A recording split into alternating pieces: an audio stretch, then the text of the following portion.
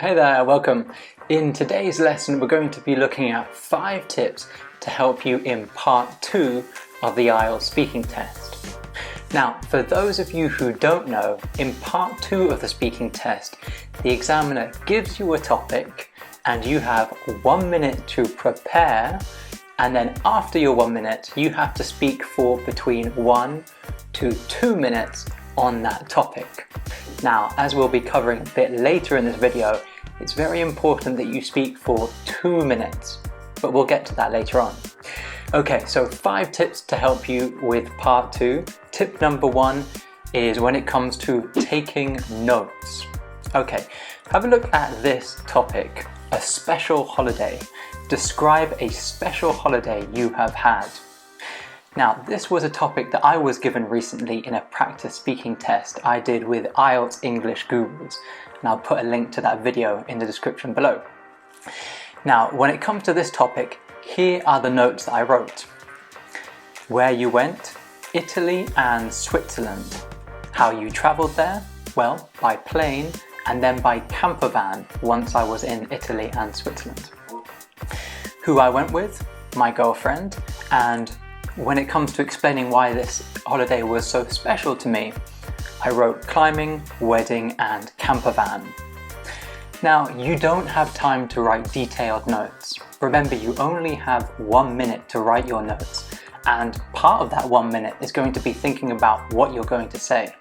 So just write short notes, maybe 1 or 2 words for each question, and let this help you to develop a story in your mind. And this is the story that you're going to tell in part 2. Now, before we get to that though, there are some things that are important to remember. First of all, don't write on the booklet. So the examiner is going to give you a pen or a pencil and some paper, and then they're also going to give you a booklet with your topic. Now, don't write on the booklet. They've given you the paper so you can write on that. They do actually tell you don't write on the booklet, but at that point they've already given you your topic and they've already given you a pen, and you are focusing 100% on thinking about what you're going to talk about. So just remember, don't write on the booklet, write on the piece of paper that you're given. Now, another thing is to be careful. Some of the topics are more complicated and more difficult than they look at first. Have a look at this one. Describe an outdoor sport you would like to try for the first time. Now, this looks easy enough, and it's fairly easy. However, there's some things that are important to notice. We're not just describing any old sport, we're describing outdoor sports. So if someone were to describe, for example, table tennis or bowling, then these are indoor sports and they wouldn't be answering the topic correctly. Now, an even more common mistake is this. It says, you would like to try for the first time. Now, you shouldn't be talking about a sport that you play regularly or that you've done before. This is a sport that you would like to try for the first time. Now, would like to try for the first time is very common in part 2, so keep an eye out for when you see this.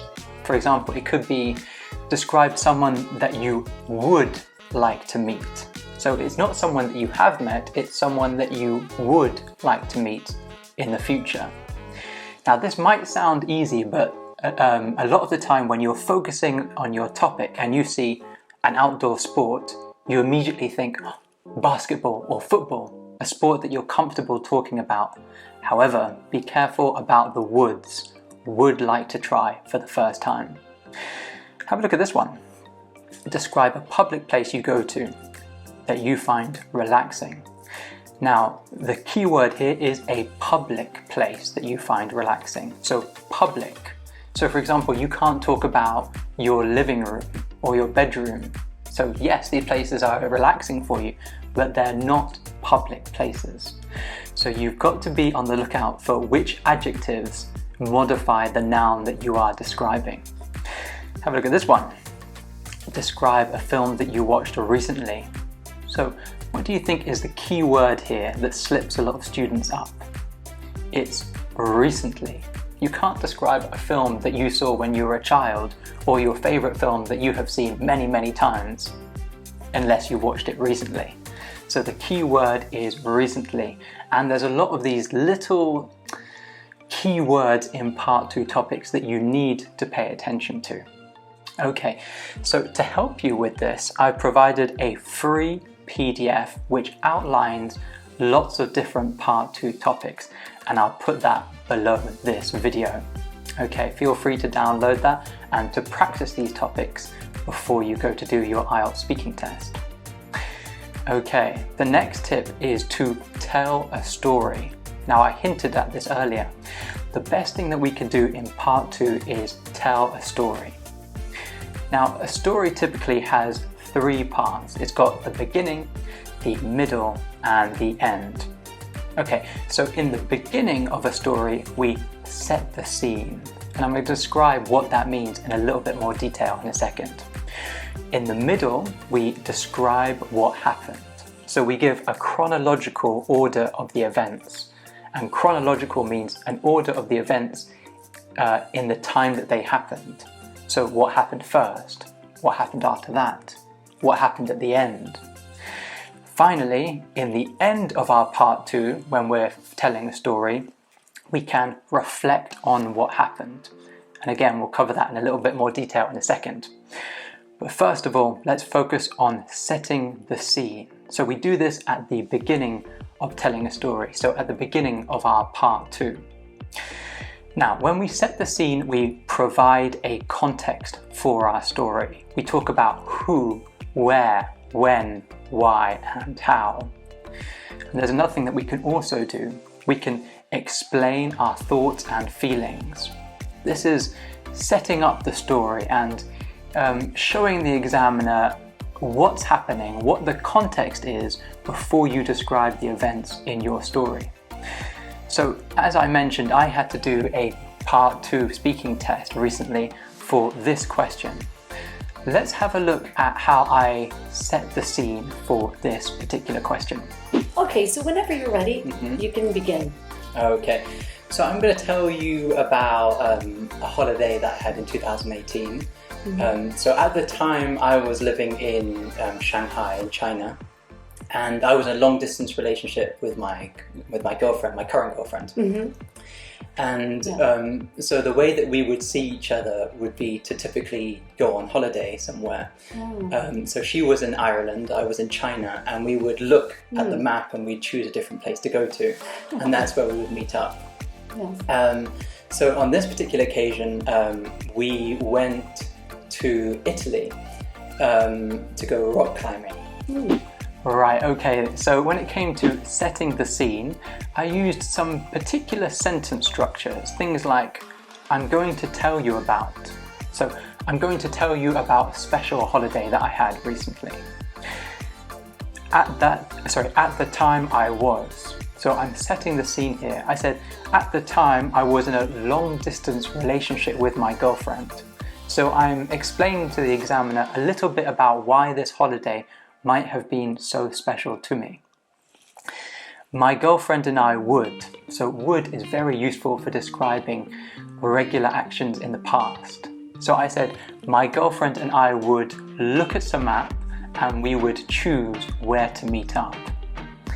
Then I said, on this particular occasion, we decided to go to Italy and Switzerland.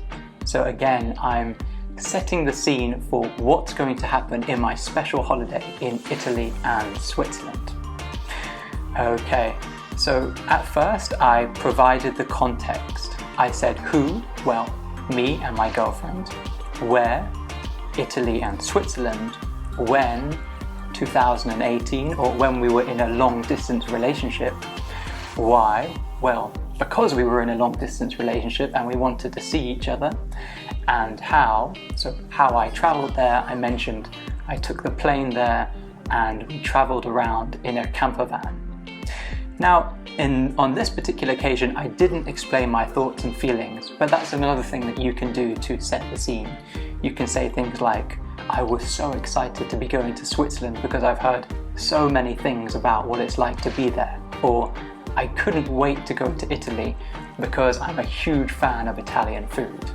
So explaining your thoughts and feelings is a great way to give the context of your story. Okay, so we're going to set the scene at the beginning, and then the next thing in the middle is to describe what happened. Now, when it comes to describing what happened, we're going to give the events that happen in chronological order. So in the order that they happened in time. Now, to help you with this, we can use time phrases. Things like first, after that, soon after, just after, at that moment, afterwards, then, finally. So these time phrases help us to organize the events in our story, and by using time phrases like this, our story is going to be more coherent, which will help us to get a higher score for fluency and coherence in the speaking test. Now, there are also some advanced time phrases that we can use. Things like when, after, before, until, since, while, once, as soon as, by the time. Now, you might be looking at these and thinking, well, why are these advanced time phrases? And I'll show you. Have a look at this sentence. We left the party when the police arrived. Okay, so here we've got a independent clause, we left the party, and a subordinate clause, when the police arrived. So when we have an independent clause and a subordinate clause together, we have a complex sentence. And a complex sentence is the kind of thing that can get you a very high score for grammatical range and accuracy in IELTS speaking. So not only will these advanced time phrases help you to organize your story and get a higher score for fluency and coherence, you're also going to get a higher score for grammatical range and accuracy. Let me give you some more examples of how we could use them. So, we left the party when the police arrived. The police arrived after neighbours complained, or after the neighbours complained. I got home before the sun came up. So you see we've got an independent clause, I got home, and then a subordinate clause, before the sun came up. I slept in until my parents woke me. I hadn't danced since I went to college. I stayed in bed while my parents made breakfast. I went down once breakfast was made. I went back to bed as soon as I had finished eating. It was night again by the time I woke up. Okay, this isn't a true story, but just an example of how we can use these time linkers in our stories. Okay, so we've looked at the beginning, which is where we set the scene. We've looked at the middle, where we describe what happened. And then at the end, we reflect on what happened. Now, a way that I really like to reflect on what happened is to use a conditional sentence like this. If I could change one thing about this holiday, it would be that I would go for a longer period of time. I wish I had been there for 1 month, for example. If I ever go back to Italy, I'll make sure to eat more gelato. So eat more ice cream, for example. I guess the main reason why this holiday was so special was... So again, you can reflect on your holiday and talk about why it was so special. One thing I learned from this holiday was... Okay, so talking about the lessons learned. And this is something that you can do at the end of many different topics, but just in a slightly different way. So at the end of your story, you can reflect on what you've already said. And this is a really good way to make sure that you speak for the full 2 minutes. Now, you might be thinking, well, can we do this with all Part 2 topics? And I think, well, with a bit of imagination, yes, you can. So it's obvious when we have a special holiday that we're telling the story of the holiday we went on. However, even if we got a topic like this, a relaxing place. So if we're describing a park that we like to go to, we could say, well, this is the story about when I first went to the park. Or here's a story about the last time I went to that park. and why it was so relaxing. So with a little bit of imagination, you can come up with a story about most Part 2 topics, if not all of them. Now remember, there is a free PDF below this lesson, so download that and think about the kind of stories that you would tell for each of the Part 2 topics. Okay, the next tip is this: what to do if you run out of things to say. So you've told your story, you've had your beginning, your middle and your end, and you still haven't finished. A nightmare scenario. However, there is a solution. The solution is to talk about the future. Okay, so if I were to talk about the future for a special holiday, I would say things like when I will return. So I don't know exactly when I'll go back to Italy, but I'd like to go back in 2 years' time because I have lots of climbs that are unfinished and I really miss the ice cream. Will you recommend this holiday destination to other people? Okay, so who would you recommend it to? Would you recommend it to your friends? Would you recommend it to your family, and why? Will you go on holiday with the same people again? So in my case, I went on holiday with my girlfriend, and yes, I would go on holiday with her again.